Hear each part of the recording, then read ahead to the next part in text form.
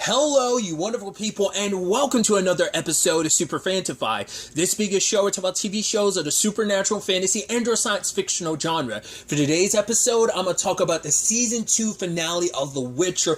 A great season finale. A lot of really interesting things went down in this episode, so let's break it down.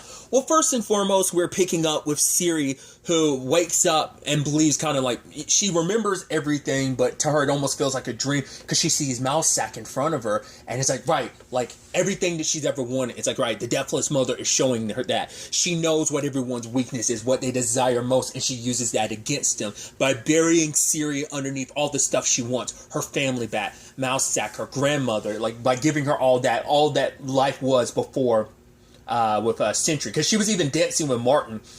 Martin was the kid that, I don't remember, that's the one who ended up, like, killing himself. Well, his parents killed him and themselves. I don't remember if that was him.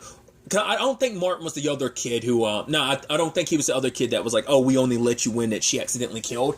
I don't think, like, when they tried to, like, sell her, like, to Nilfgaard, like, I don't think that was him. I think it was the kid who his parents killed him and themselves during episode 1 last season when Nilfgaard was getting close. But I think it's interesting. I think maybe this speaks volumes. As, like, you know, Ciri's in this, she's walking past the dagger that was used to seal away the Deathless Mother in the first place. I think it's supposed to be symbolic of like, right, like everything's kind of meshing together. And I was almost thinking, like, maybe on some level her subconscious was fighting back at first until she got completely submerged in it and completely consumed by it. So there's that situation. Obviously, Geralt and Yennefer show up in time, but sadly by then, Ciri's already killed a couple Witchers, which is kind of heartbreaking. She was about to go get Vesemir, but they showed up in time. I did like that conversation where Yennefer was trying to explain. She's like, I know you'll probably never forgive me, but like what I did, it's because the Deathless Mother, she gets inside your head, she finds your weakness, and she exploits it. And it's like, right, you were willing to sacrifice an innocent girl, but she was like, right, that feeling she had, like, of that feeling that the power gave her, that light, it, like, she felt that, and what she felt inside of her, she never felt that before with anything else until Ciri. It's like, Ciri's it's emanating this light, and it's just like, me teaching her how to do magic, it was almost like, and he's like, I know that feeling of like, right, you're touching something so pure that you want to do everything it is to, and she's like, right, I want to protect her this time, I will. And so, but sadly, like I said, Geralt figured something was off, because it's like, right, how did you escape? And she's like, oh, like I screamed, and it's like, right, and your scream wasn't enough to wake Vesemir, and he moved her hair aside, and there's blood on her face, and he knew, it's like, what do you want? And she escapes. Vesemir and the others lock and load, because basically she's killing his children, and he thinks the only way to end this is to kill Ciri. But Geralt, it's like, no, like, we can save her, because he's like, right, I was kind of upset with the Esco situation, but at the end of the day, you were right then, and this has to be the right decision now. But it's like, right, but Ciri, she's strong, she can fight this, we don't have to do this, because there are too many chains and too many medallions on that tree. But killing Ciri will not bring anyone that she killed back. It won't do any of that. Because also killing her would probably give him access. It didn't go that far, but let's not forget, her blood as an elder, having elder blood, means that he could make more Witchers. So maybe there was some level of that too. Like, with all her blood spilled, it's like, we can make more to replenish. We don't know if that's still like in the cards or not. I don't know. That might not be something Vesemir might be too excited about. I mean, I think it's potentially something to think about, but we'll discuss that later on when we kind of get to it. But Yennefer, wanting to make things right, decides that she's going to try and concoct potion. She even got Yaskier, which I love. I'm like, oh, I was like, where are you? I guess, like, the dwarves, they left, but I was like, where's Yaskier? I was like, oh, he's here. He's asleep. It's like, you really slept through this? Like, wait, what do you mean she was possessed? I love that he was like, yeah, the last time I woke up beside you, you had me by the balls, and you blew up the place we were in. It's like, wait, what do you mean she's possessed? And so Yennefer wants to make things right. She is a mage, so she knows she's going to do what she does. Makes a potion and gives Yaskier a stone to end up helping Geralt, which, interestingly enough, the moment Ciri was in front of that tree, I was like, it's a monolith, isn't it? And it is. Like, there was one there the entire time. It's like, I guess they hid it there what the first Witchers hid it, like grew the tree around it to kind of hide it away, but also just let it to be a symbol and reminder, I guess, that anytime they look forward there, it to be the symbol of all the Witchers that were lost, but also just like what that symbolizes in the grand scheme of things of the monolith's connection to Ciri and the Deathless Mother and that other world, but we'll get to that. She ends up opening the portal and pulling things through. And I love later on, Jaskier just shows up. He's like, Geralt, Yennefer, oh, you're in the middle of something. I'll wait over here. I'm like, I love that he was pretty much useless the entire episode. I like that he's just kind of bumbling in the background. A lot of those Witchers got it super hard. Especially that one dude got his head grabbed and it was swinging him around and then it like bit off his head. I was like, ugh, that's brutal. One got his arm like bit off. It looked like it like ripped his skin off, but it never like actually tore his arm off. Everyone was getting it hard on both sides because these are monsters they're not used to fighting. These are creatures from another sphere, especially when the other one came through. But, well, for one, Geralt was trying to hold Ciri in one place, because it's like, right, we can't let the Deathless Mother like run amok. I thought that was pretty dope, like cinematically, just how like when she shattered the monolith and basically threw it everywhere, and some of them were able to guard, but then she brought it back around and they had to guard again from the other side because the shield only works one way. It's a block, but it's only a frontal block, like, like a video game, like most fighting video games. Like, if you press block, you don't get, like, a backwards block. You only get a block from the front type of thing. So I thought that was just kind of interesting.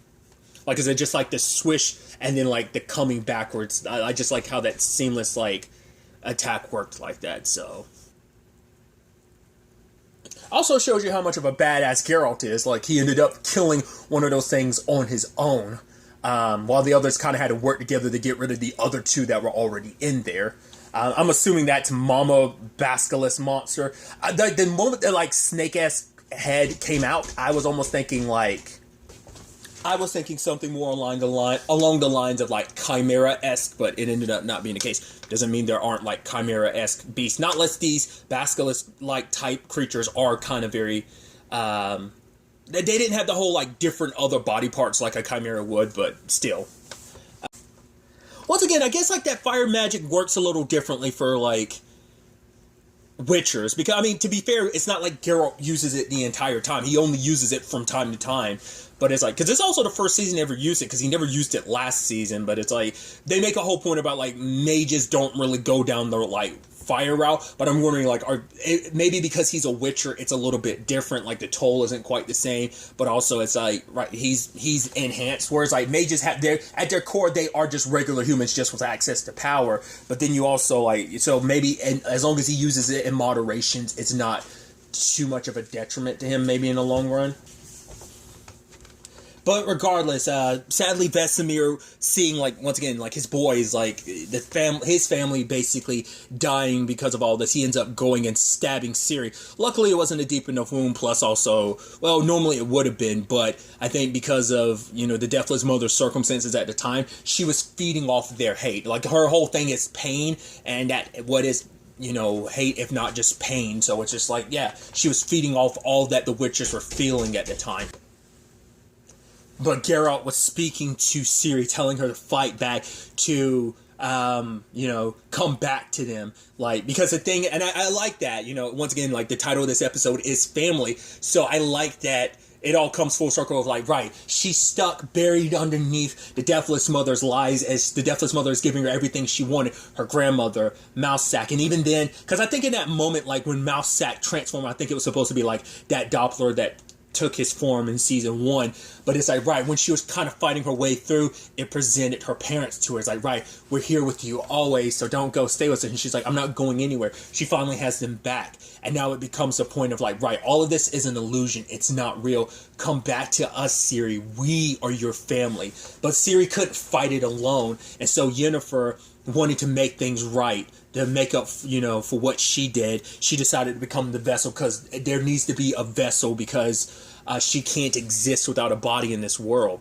And so Yennefer draws the Deathless Mother into her, and that gives Ciri a chance to escape her grasp. And, it's like, right, she didn't know at first what to do, but it's like, right, come back to us. We're your family. Hearing Geralt's voice, hearing Vesemir, he's like, I'm sorry, but we are your family. And so she decides to go back to him because, like, right, this isn't where I belong anymore. That is. And I think it speaks volumes. It's like, right, the last people that would be able to hold her there are her parents. And if you notice, and I think it was kind of an interesting thing, I was like, oh, that was interesting. And now we kind of explain why they were foreshadowing it. Notice if you go back to that scene, the only one that was disappearing at the time was her mother. And then the camera moves away, but her dad was still pretty much whole. And I think maybe that was supposed to be significant, not only to us as the audience, kind of foreshadowing, wink, wink, nudge, nudge, but also supposed to be foreshadowing because maybe on some level, the deathless mother is aware of that. And so that's like, there's some part of Ciri that knows on some level. And that's what she was like, her subconscious was trying to tell her in some shape or form.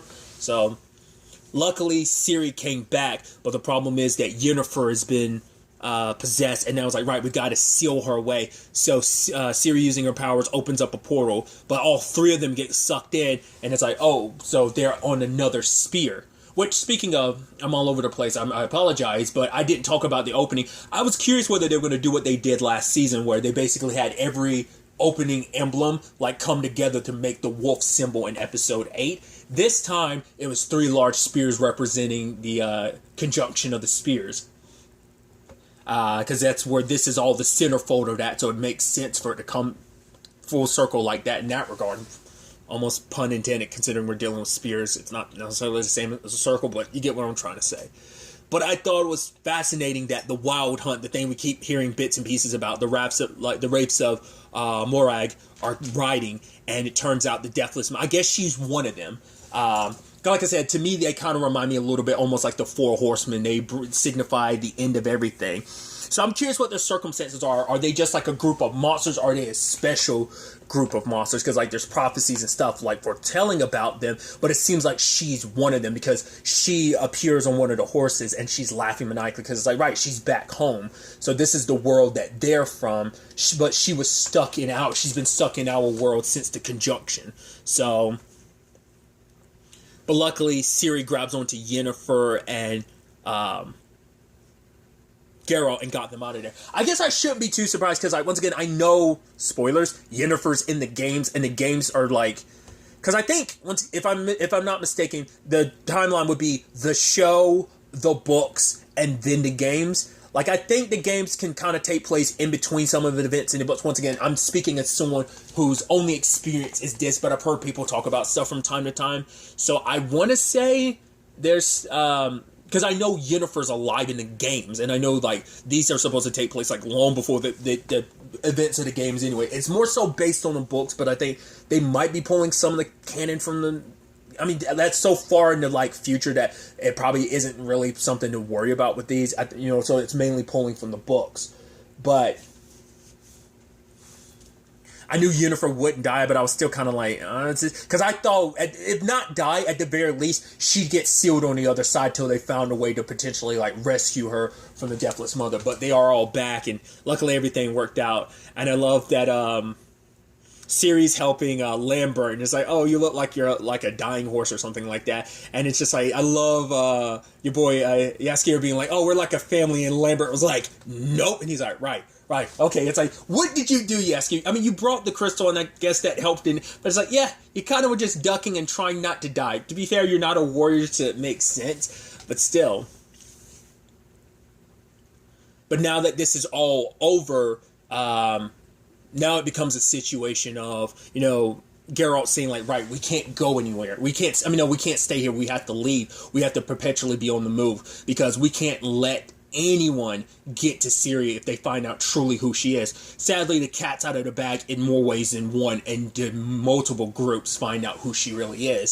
So everyone's going to be gunning for her because it's like, it was better that everyone thought she was dead. Some people were in the know about, oh, Princess Cirilla is alive, and now it's like, nope, pretty much everyone that you don't want to know knows now the truth about her. So I did like that it does somewhat play into the means of what I was bringing up before about Yennefer and Geralt, because I do like all three of them are going to be journeying together going forward, because Geralt's turning to Yennefer. It's like, right, you're the only one that's ever been able to teach her how to actually control her power. Like, he hasn't been able to, Triss couldn't really as well, so, but Yennefer, because I think because Yennefer and Ciri are both similar in many different regards, and I think that similarity is what, like I said, it's like they are like their own little makeshift family.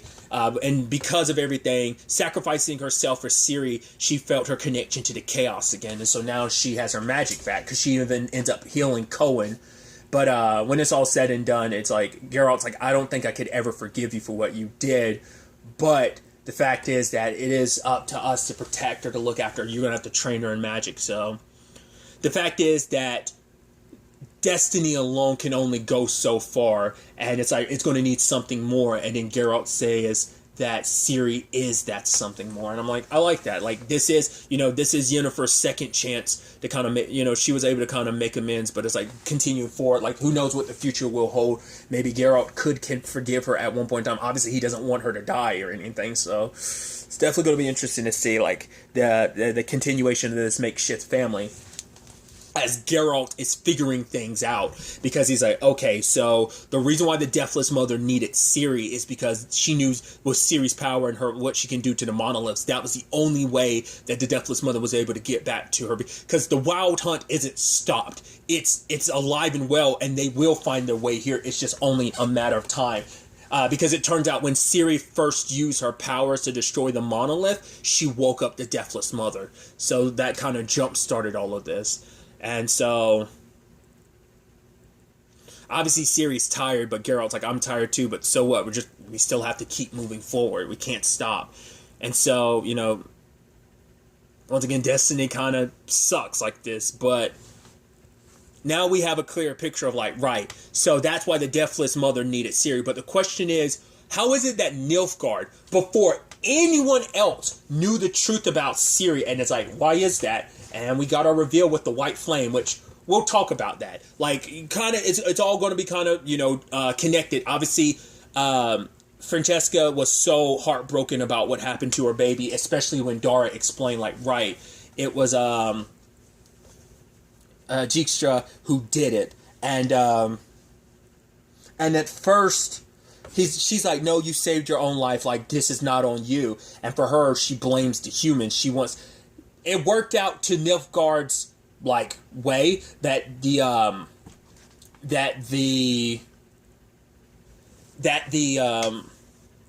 elves will be fighting now. They'll be going up against the North, because she's just pissed right now because they believe he's the one that orchestrated it, because he made the point of like, oh, I got other spies everywhere else.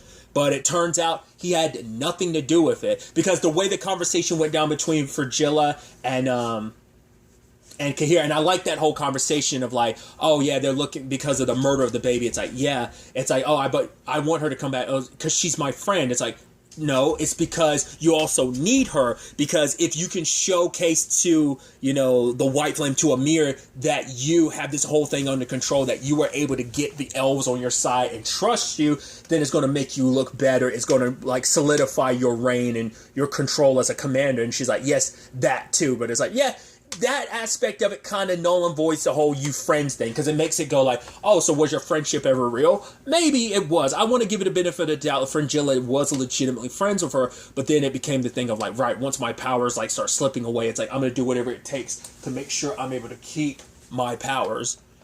Because all of this, sadly, like, was all happening while the Deathless Mother was doing her thing, and she was feeding off of it, especially when Francesca was killing babies. You're like, man, I get you went through what you did, but it's like, right, I want the humans to suffer. I want them to feel all the pain I felt.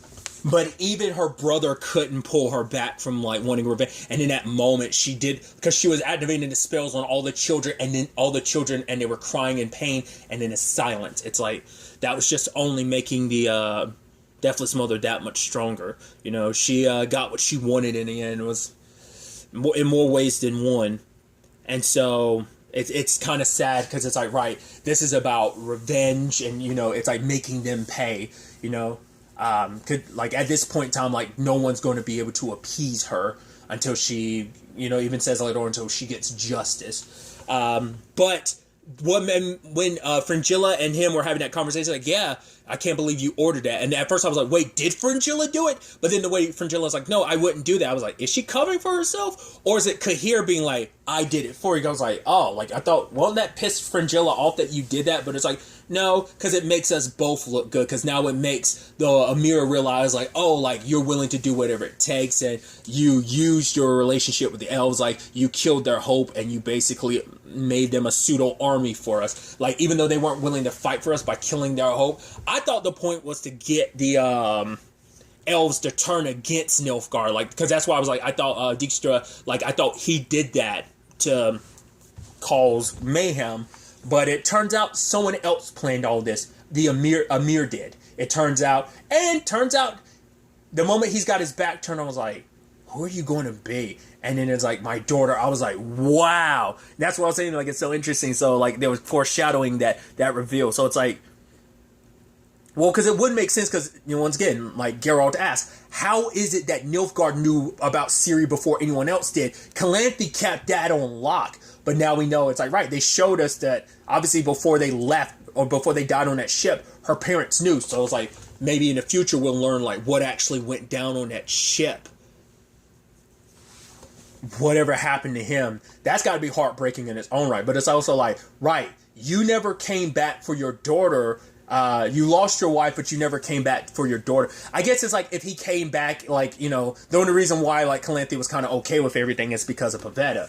Which also, once again, is like, you never know the ripple effects. Like, maybe none of this would have ever happened if Geralt hadn't, like, brought Duny into her life. It's like, he's a major villain now. Well, because the White Flame and Nilfgaard believe themselves to be righteous, and he's trying to return himself to his daughter. For what purpose? I don't know. Like, right, I'm going to help her, and we're going to guide this world in the right directions. I don't know. But Kahir and Fringilla both got locked up, so it's like, cool. You both kind of which is so interesting, because Fringilla had made the whole declaration last episode. I didn't talk about it. She was like, I'm not going to get locked up again. Ironically enough, here you are locked up again. You and Kahir, like, all your machinations have come and faltered before you, because he's calling you out because, like, oh, you failed in your mission because that was me. I'm the one that hired the assassin that set this all in motion, not you. And you're here trying to take credit for something I did, so I know you're liars. So, yeah, just get out of my face. So, what's going to happen to them in the future? We'll have to wait and see whether they just stay locked up. Will they break free? And if they do, especially because they were all about this, but now it's like, oh, the White Flame turned against them. But maybe the justification is, no, we faltered so far and we failed the White Flame, so this is on us. I don't know. Once again, the Deathless Mother's actions set a lot in motion, but also, like, all three of them ultimately ended up getting screwed. I guess Yennefer's the only one that came out net positive in this situation. Then we also catch up with Rentz and Lydia, which I completely forgot to talk about Lydia's situation last episode, because like her lord that she serves, she's like he doesn't come to check on her often, so she was trying to like use the blood and trying to help, but it ended up burning her face, which very Two-Faced-esque. But we never actually got to see who the Lord was. And whoever he is, he's taking advantage of this. Like, right, everything with Nilfgaard, with the elves, Ardain, like that, the other kingdom that Dijkstra and Vesemir, like, works for, is a king of. So, like, everything's kind of going the way they want to. Now, we didn't see him, but I was almost being like, what started going through my mind is, you think it's Vilgefortz? Like, you think it could be him? I'm like, I don't know. The way he pushed, like, Thaisa into a certain, like, point of view, which we see her under her circumstances, but, like, to orchestrate everything, like I said, since last season, I haven't trusted that dude. Once again, I forgot a lot of stuff, but rewatching season 1, I was like, I don't know about this guy, and just, I don't know. The way he's pushing so hard about this Ciri thing, that's why I'm like, but he probably already knew so much, he was just feigning ignorance. So I'm like, he's got to be the one, right? Or is there just some other party we're still unaware of? There's so many moving pieces to this. Because you also have the elves, once again, it's like, it's not, they didn't just get their revenge. Francesca wants justice for everything, for everything that the elves have ever suffered. It's like, she isn't going to back down. Like she's blood hungry right now, and she wants justice for everything.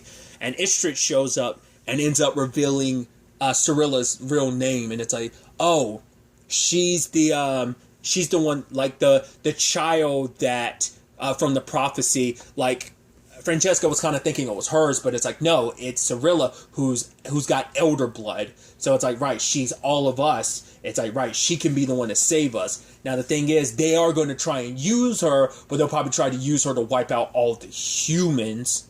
So Istrid's probably going to work with them, because it's like, right, because he did say he wanted to help the elves, but there's also the discovery of, like, yeah, being able to be a part of understanding such a historic thing, figuring it all out. Like, it's going to help the elves in the end, but I don't know if the elves are going to be 100% on the good side, considering, like, they're going to want Cirilla. Like, it's going to be about saving them, but potentially damning everyone else in the process. So I just don't know. Then we got to the Brotherhood, the Council, where Tisea is meeting with all the other, like, royalty from the north and telling them about Cirilla. And so they're like, yeah, in the grand scheme of things, one of the queens is like, oh, so everything was better off when we all thought Cirilla was dead, because it's a combination of who she really is, plus Home Dude will have, like, the king of that's after her as well will have claim to the throne of Sintra. So now they're putting a bounty on not only her head, but everyone tied with her, which is going to be not only Geralt, but Yennefer. To be fair, Yennefer's already on the run for the Brotherhood anyway, so it doesn't change anything. So they're just going to have to double their efforts. Oh, we also find out that the mysterious benefactor that's been backing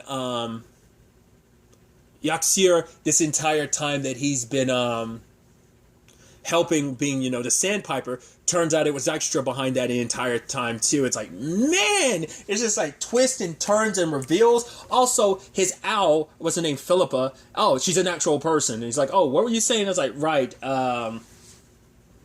now everyone knows about the truth about Cirilla, and that's kind of working to their advantage, because while someone's going to end up getting her, because literally everyone on the continent wants her, and it's just the three of them.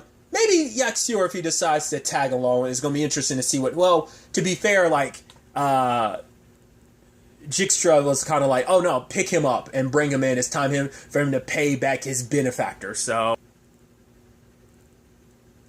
the odds definitely are stacked against them. It's kind of the three of them against the entirety of the continent. But like I also brought up too, is like, well, with what's coming next, even Vesemir said, like, right, they're going to have to restock. But I still think he is going to try and help. The question is, like, will he go about making more Witchers, especially because they lost a few more and their numbers are dwindling down to what they are now. So will Vesemir actually try and make more? Yes, no, because also Geralt knows, like, right, he can't ever come back home, at least until this is all over, because they're forever going to be chasing him. Once again, they're under the belief, like, hopefully no one knows the truth about her, but once again, everyone finds out the truth. Plus, it's not just that. There are threats not only just of this world, of the other world as well, because we have the wild hunt on coming from one spear. We don't know what the hell could be coming from another spear. That's just one spear. What else is in that world besides the Wild Hunt, which is, because I know, like, I don't think it's the entire third game. I believe it was the DLC of the third game called Wild Hunt, or was it just the entire third game? Once again, I don't know. Once again, this show is kind of my only, well, this and the movie are like my only instances of, like, being in this world, but it sets up a lot of stuff. Along with the prequel, I think I remember hearing that they were doing a lot more with The Witcher. Like, I think I remembered it being that prequel. I don't think that's going to be a movie. I think that's a whole show in itself. I could be wrong. Called, we saw at the end there, Blood Origins. How far back that goes. Is that supposed to be Blood Origins as in, like, they say, like, oh, go back to the beginning. And so then, like, the beginning as in the conjunction of the spears. So will we see, like, the beginnings of a lot of stuff, like some early day stuff with the Elder Bloods, the Deathless Mother, kind of maybe in her younger days or something like that, along with, like, the first Witchers being born.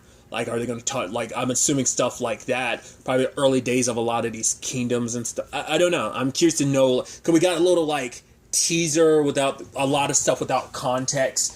Probably if you're, like, deep into this world, you're like, oh, that must be this, that must be that. I'm like, I don't know. So, like I said, I think it's a series. Could be a movie, but I'm leaning more towards series. But, yeah. The Witcher is returning for a season 3, which I'm very excited about. I think it probably won't be as long in between seasons, maybe. To be fair, like, season 2 had the whole issue of, like, production having to be shut down because of the pandemic, so that's why it took, like, 2 years. But I'm curious, is this going to... I mean, because this could easily be a every 2 year show. You know, like Westworld is. Like, this could be that, but, you know, I'm sure that was mainly pandemic stuff, but we'll see with season 3, like, how long, like, will it be late 2022 when that comes out, or will we have to wait till, like, early 2023 or something? I don't know. I'd be curious to see. I'm leaning, some of the stuff I was reading kind of seemed like they were more so leaning thinking it's going to be 2022 just because of pandemic stuff is the reason why it took so long for this particular season. Well, other stuff as well. Some of the Netflix stuff as well. But regardless, I'm excited to see what season 3 looks like in conjunction with this prequel material that we're getting as well. I'm curious to see what other surprises season 3 has in store for us. But I like that our 3 heroes whose destinies have been intertwined finally found their way to each other, and they're going to be sticking together for a while. Like I said, like a makeshift family. They are her family, and I like that. I guess Yennefer's more so going to be like, I think it's still going to be a mom role, even though she's going to be kind of big sis. I think she's also going to be serving like a little bit of a mom role. Because I think she kind of gets what she wanted in the end anyway, along with Geralt. It's like both of them were kind of running from things in their respective lives, but it took Ciri to kind of be the thing that not only brought them back together, but set them down on their path where they're also but they're also like, nah, fuck destiny. We're going to do what we're going to do, but we're going to be there for each other. All 3 of us are going to look out for each other. So it's going to be interesting to see what monsters we deal with, whether we get the full-blown wild hunt next season with the, those wraiths, or what other nasties find their way through. Once again, finding out who is backing Ritz and Lydia. Is it Vilgefortz like I thought? Someone else? Season 3 is going to be a lot of being on the run. And where can you go when, once again, the entire continent's after you? We'll have to wait and see. But really, that's all I want to talk about. Till the next time we meet, be happy, be safe, live life to the fullest, and enjoy it. Good day, and goodbye.